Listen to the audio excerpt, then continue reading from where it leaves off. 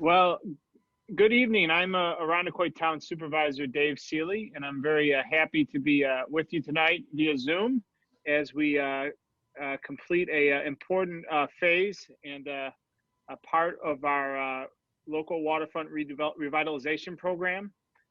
It's an endeavor we have not taken upon in over 3 decades, last since I was 7 years old. And it's something that's very important for the town of Irondequoit, given we are bordered on 3 sides by water. And LWRP is a very important blueprint, guidebook, playbook, whatever you want to call it, as far as how we want to envision the future of our most precious waterfront in whatever way, shape that might take. And a lot of that is determined in most part by the community and what the community's desires are and what the community has in mind for its precious natural resources. But the good thing is it's done as a collaborative effort. It's done in partnership with the state and other government partners. If you've ever been involved in any waterfront project, you'll know it's an alphabet soup of state, federal, local agencies, and it's very important that we collaborate with them in doing so. But our most important collaborators and stakeholders in this effort is the public. We do this not in a vacuum. We do this in an inclusive manner, and COVID has made that somewhat challenging. However, we continue, and the work that continues is guided by the public, its input. It is ultimately tested by the public as we have meetings like this to bring some concepts to you, and ultimately the representatives of the public, your town officials, are those which work to complete a final product. I want to thank Annie Martin and Matt Engels from our consulting group, who've done a lot of the yeoman's work in this endeavor, as well as Carrie Ivers, the town's director of development, who loves this stuff. She is a planner at heart, so no one is enjoying this more than her. And so we have a program here. We have some questions and to answer and some information to provide you. And again, this is an important step in this process. And we look forward to continuing the work through the balance of 2020 and into early 2021. And do I now kick it over to Carrie? Yes, thank you. So thank you, Supervisor. We're excited to be doing this Q&A session as part of our virtual open house. It gives us an opportunity to answer questions from the public, both who are attending this session with us live now via Zoom, and also with communication we've received in advance of today's meeting. So thank you for that. So with no further ado, I will pass things over to Matt and Andy to walk us through the open virtual house and give us an idea of what we're trying to accomplish with this session. Great, thank you, Carrie. Thank you, Supervisor. I think you did a wonderful job kind of outlining what an LWRP is and why we do it and why it's important. But you're absolutely right. With COVID, unfortunately, we're just not able to have an effective community open house like we would traditionally do. We did have an in-person public meeting back in January to kind of kick off the process, and we've accomplished a great deal since then. We thought it would be a good time and a good point in the process to bring things back to you folks, the public, and get some feedback on some certain things. So we've developed what we're calling a virtual open house. It's a website that hopefully you found it. I know that's been posted on the town website of this page. If you go to that site and click on it, it takes you to what is really a virtual open house. And we're trying to simulate what an open house would be in person. You might walk in the room, you have a station where people are welcoming you. It gives you kind of the lay of the land and how it's organized. That station 1, and then you go to station 2, 3, and 4. My screen here so that and walk people through this site, just so if people are viewing this video after the meeting tonight, but they still want to be able to go to the site and be able to participate, we certainly welcome that. The site's going to be actually active for a couple of weeks. I think we're at least open until September 4th, and it could likely be longer than that as well. So with that, I'm going to share my screen here.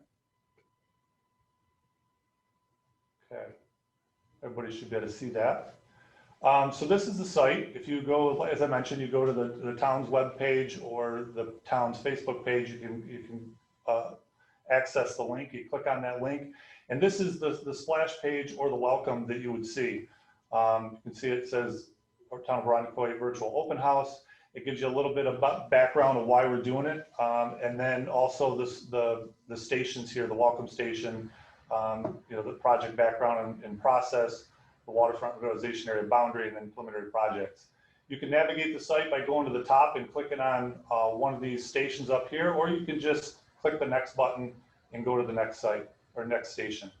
So this station, I'm not going to go through all this.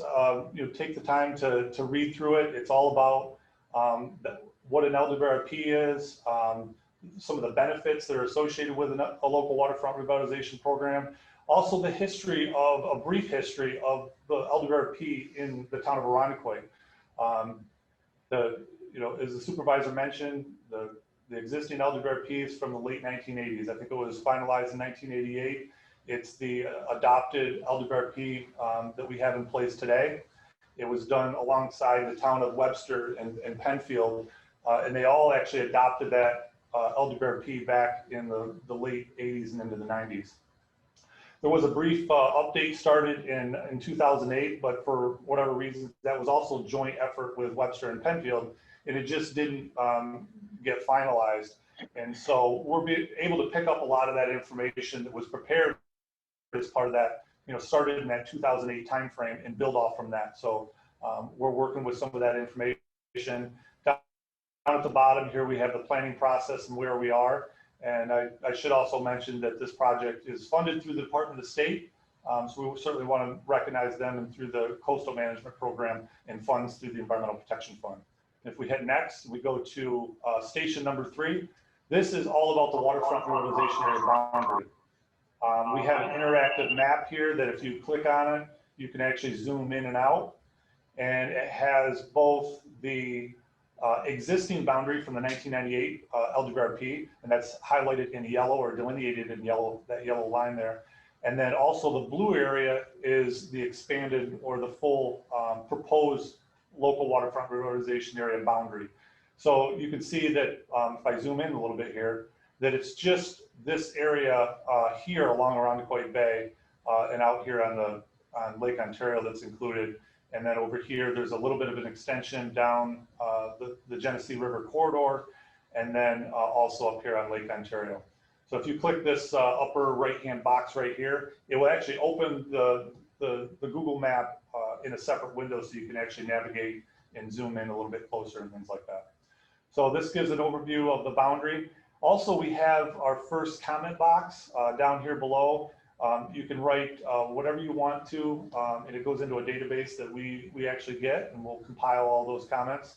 So if you have a comment about the boundary or a question, you can certainly type it in there and then hit submit, and we'll make sure that that gets added to our database as well. So if I hit continue and go to the last station, station number 4, it's preliminary projects. One of the things that is an important component of an LWRP, and really one of the most important things I think to most municipalities, are the proposed land uses and projects. So projects are different things that you want to do in the waterfront area. They can be a variety of things, from parks and public access to doing small area plans. There's a lot of different things. So we have about 17 preliminary projects that have been put together with a combination of input that was generated through a waterfront advisory committee, or what we call the WAC for short. We've met with them a number of times, and it's a group of local stakeholders and agencies that have been helping to steer this project. And back in the project background in station number 2, you can read a little bit more about that. But here, the last station, the proposed projects are organized around these 5 opportunity sites. And as you scroll down through this station, you'll see the proposed projects. And right now, they're just a list of projects, not a lot of explanation behind them. Once we get some feedback, we'll actually be kind of expanding on those projects and providing a little bit more detail as we begin to develop those in the plan. But underneath each opportunity area and underneath the projects for that opportunity area, we also have a comment box. So if you want to, if you have additional projects that you want to share with us, if you have comments on the existing or the preliminary projects that we have listed, you could certainly, comment on those by each particular opportunity area. So you'll see it's just repeated down through. We have the Somerville area, the Seabreeze area, the Bay Bridge area, LaSalle's Landing, and then down here we also have projects pertaining to the entire waterfront revitalization area, things that can happen across the entire boundary area. So hopefully that gives you a quick overview.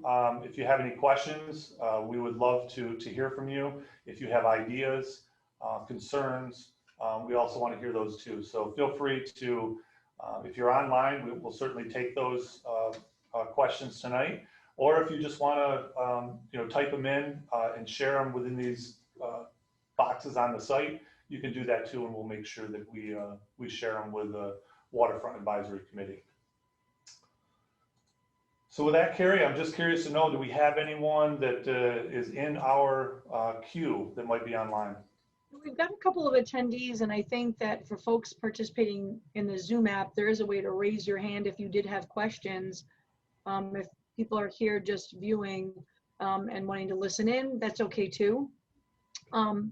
So I don't see any hands raised just yet. I know, Matt, we did receive at least a handful of questions from folks that I don't know if they might have obtained the contact information through the virtual open house or just from the general LWRP page on the town's website, but maybe this is a good chance to go through some of those questions, maybe pick one or two that.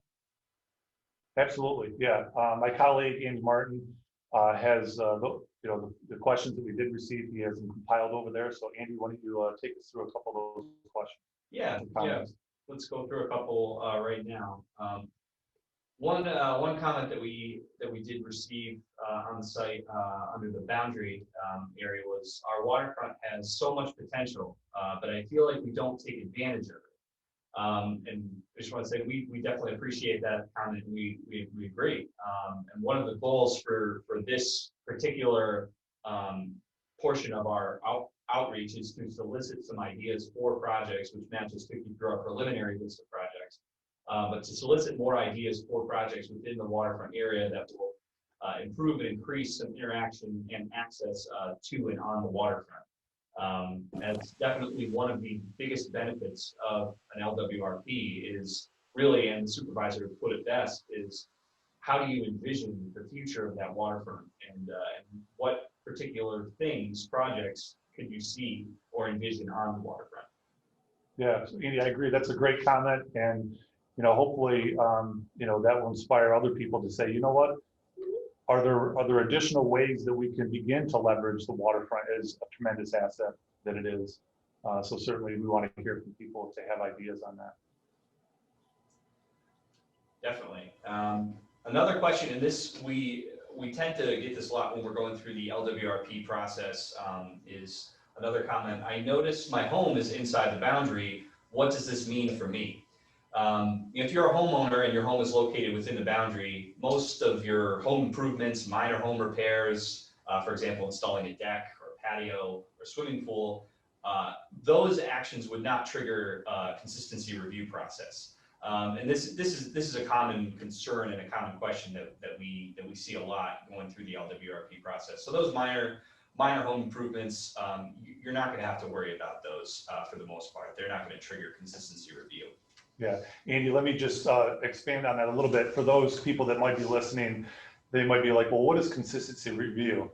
So one of the things that if you haven't had a chance to look at the site, this is a partnership, and I think the supervisor mentioned this as well, is this is a partnership among local stakeholders, but it's also with the Department of State when everybody agrees and adopts and moves forward a local waterfront revitalization program. So one of the things that's associated with the LWRP once it's in place, and you have an LWRP now in Irondequoit, so this process is already in place, is that if the project comes, is proposed within the waterfront boundary, and if it meets a certain threshold, then it triggers what they call consistency review. And that's basically just a process that the town does when they review the application to make sure that it's not going to have negative impacts on the environment and those types of things within the waterfront area. But as Andy pointed out, I mean, most homeowners would never trigger consistency review. It's really aimed at larger projects that might be requiring permits from, state and federal agencies, as well as if they're receiving state or federal funding. Sometimes that will trigger consistency review. But if you're a homeowner and you're just doing your standard things that you would on a home, that's not going to be triggering consistency review. That's a good question, Andy. Yeah, that's definitely a good one. So I'm still not seeing any of our attendees raising their hands. So we have some active listeners on this session. Matt, are there other sort of key pieces of information you think it's important for anybody who might be viewing this after the fact should know about an LWRP or our process around updating our current LWRP? Sure. Yeah, and for those of you that have access to the site, when you go to Station 2, the background, there's a link on there that takes you to the Department of State's website, and it gives you basically everything you possibly want to know about the local waterfront revitalization program. But just to kind of give you a quick overview, I think the pieces that are probably most important at the local level, the LWRP is structured around 7 or 8 sections that are standardized when you look at an LWRP. It doesn't matter if it's the town of Irondequoit or the town of Penfield or the town of Poughkeepsie. All LWRPs are structured the same way, and it's required by the state to do that. So when you look at Section 1, it really talks about the waterfront revitalization area boundary. And that's where on our Station 3 up here, if you go to that, you can look at what the existing boundary from the 1988 plan is, and then you can look at what the proposed boundary is, and just see that there's some modest differences between the two. So that's the first section. The second section is more of a detailed inventory and an analysis of existing conditions and things like that that we have to go through. A lot of that data, some of it's changed, demographic data and things like that, but some of the environmental stuff hasn't changed too much, but we're certainly going through and updating that, and we work closely with the Department of State when we do that. And then Section 3 are what they call the waterfront revitalization area boundary, or I'm sorry, policies. If you go to that Department of State website, you can see that they have what they refer to as their 44 state policies. Those are standard policies that don't vary from place to place. They are put in place by the state, and you can't really modify those. What you can do is at the local level, you could offer explanation of how that policy is relevant to each municipality. So here in Irondequoit, we're going through the process of looking at those policies, and if there's anything that we want to further explain, we'll do that. And we're in the process of doing that now. And when those are ready, we'll certainly make sure that they're out there available for review. I just want to warn you, there's pages and pages, there's 44 policies, a lot of standard boilerplate information. So you don't be disappointed when you go to look at them and find that they're pretty dry. But then Section 4, which is really the heart of an LWRP, is what we're referring to on here as the Station 4 that we want your feedback on, is the preliminary projects in land use. Because once those projects get in place and everybody agrees to them, there's funding sources that are available to help move those things forward. And that's one of the big benefits you'll see. If you go to Station 2 and look at the project benefits and what's the benefits of an LWRP, certainly one of them is setting your community up to receive funding to help move the LWRP forward and try to implement those projects. So Carrie, hopefully that provides a quick overview without trying to get way down in the weeds, but there's a lot of information, and if somebody wants to go out and check out that site, there's a lot of good information out there. Yeah, and I think that was a great update. I think going back to your point about future funding, one of the, even with funding streams outside of Department of State, often any state funder is going to ask if the proposed project is consistent with the LWRP. And so in cases where we're 3 decades behind, that's not always a guarantee. That's So it's right. really critical that we're updating this now. And I'll just add that while we probably won't have any, I'm certain we won't have any development to the scale as far as physical development. If you look at the town of Penfield on the southern portion of the bay, you know, there's a lot of development happening there, and they recently did update their LWRP, and it's good to have that in place because that development has to be consistent with the goals and objectives of the LWRP. A little different because we just don't have, I think, the ability to build physically, but it just shows the importance of having that as your playbook as you go along. That's a great point, Supervisor, and that's one thing I didn't elaborate enough on, is that that consistency review is also a benefit. A lot of people think like, oh, geez, now you have to go through consistency review. But what happens is once that LWRP is approved, you know, all local, state, and federal projects and actions need to be consistent with that LWRP. So once everybody has a chance to weigh in on it and build consensus around what that LWRP is and what it means, then later on, when there is a local project or a state or federal project, they also need to look at the LWRP and make sure they're consistent with the intent and the spirit and intent of the LWRP. So it's a good thing. You know, you mentioned, Andy, I think we got another question regarding the south end of the bay, which is interesting because that's where, you know, both the town of Penfield and the town of Irondequoit have a stake in that lower end of the bay. And I know there was a question or a comment that was mentioned down there regarding pedestrians, I believe. Yes, that's correct. In the LaSalle's landing area, there was a question or a comment about pedestrian connection, and it reads, a pedestrian bike connection here would be so valuable. It's so scary for pedestrians and bikers in this area. And I can say we've had several discussions already with the committee about this area and about pedestrian improving and increasing pedestrian and bicycle access. And we've also had some discussions about considering a detailed study in this area.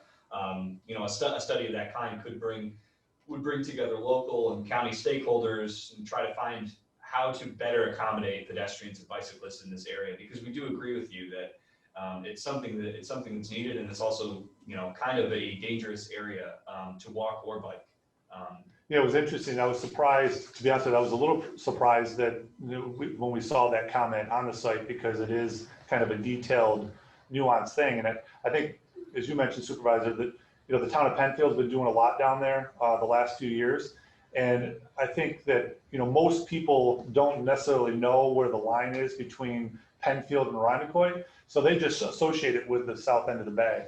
And I think that's true with a good chunk of the bay. Nobody really truly pays too much attention to the boundary lines, just because most of the time they're lines on a map. And that's probably why, you know, we have the Irondequoit Bay Harbor Management Plan, which is a joint effort between, you know, Penfield, Irondequoit, and Webster. And so I think maybe the south end of the bay, if there were to be a joint effort, or if there were to be a study to look at how can we better accommodate pedestrians and bicyclists in that particular area, that it probably would need to be a joint effort between Irondequoit and Penfield on that, because certainly you know, they both play a role, and it's multiple jurisdictions down there. Yeah, and I'll add that, you know, it's definitely an important area to consider as, you know, new development has come in and down there, and it continues to be somewhat of a popular area. It's definitely something we want to keep on our radar for this LWRP.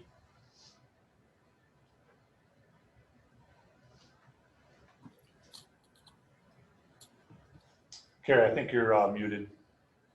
Lord in heaven. You would think by this point in Corona and Zoom meetings, I would have this down to a science, and yet without fail, someone has to remind me I'm muted. We all do it. I think just looking at the time and seeing that we have no attendees have been raising their hands. I think this is probably a great place to bring this session to an end. And we can certainly, because this is being recorded and we are going to post this on the website and on Facebook. I think, Matt, do you want to give the directions of how people find our virtual open house? So if they haven't participated, but they're seeing this video, they know what to do?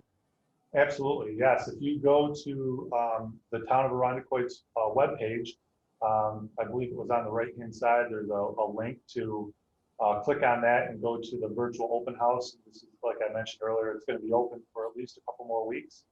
We've actually talked about maybe keeping it open even a little bit longer, so there should be plenty of opportunity. Or if you're on Facebook, I know that there's a post on Facebook, and I'm certain that the town will probably repost it and get it out there again to encourage people to find the site and to share their input. So certainly those two. And then if all else fails, I did check. You can also Google Town of Arundecoit LWRP virtual open house, and it comes right up. So you can find it that way as well. So I'd give you the address, but it's a long URL that you probably would struggle to write down in time. So I think that's probably the easiest way. When all else fails, Google it or go to the town's website or the Facebook page. Okay, great. All right, well, I want to, on behalf of the town, want to thank both of you for your time tonight and your expertise. We're looking forward to continuing to receive really important feedback and input on the virtual open house, and that information will be incorporated as we move forward with the continuation of the planning effort. So thank you, and everybody have a great night. Thanks, Thank you. guys.